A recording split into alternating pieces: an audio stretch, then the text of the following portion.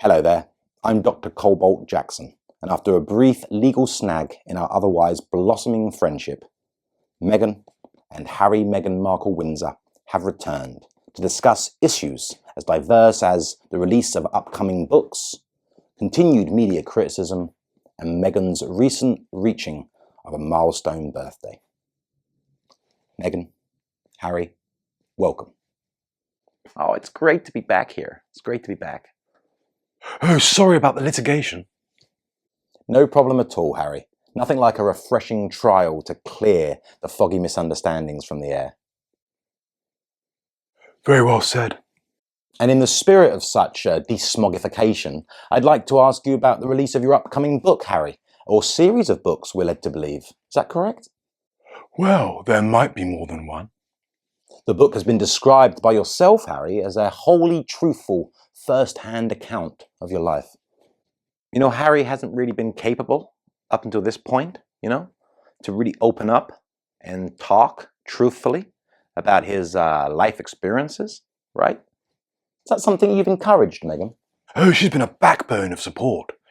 Before meeting my Meghan, I used to spend so much time being happy, I couldn't properly concentrate on my mental health. Harry? Encourage? Not just encourage. That's not going far enough. Meghan's been on at me about revealing my side of the story ever since we first met. That's not true, actually. I've never actively encouraged Harry to open up about his past. I've just been there for him and given him support whenever he feels the need or desire to do so. Oh, she's never encouraged me, actually. No, never encouraged. She just supported my desire to show that everything's been so unfair. Well, it's clearly a very personal affair, Harry. Would you be kind enough to share some details of the writing process? Oh, it's all about diet. Diet and stamina. I awake at 6:30, turn my alarm off, and I sleep through to 9. Then I awake, stretch, then go and have some porridge oats, some apricots, and some jasmine tea. You like Earl Grey too?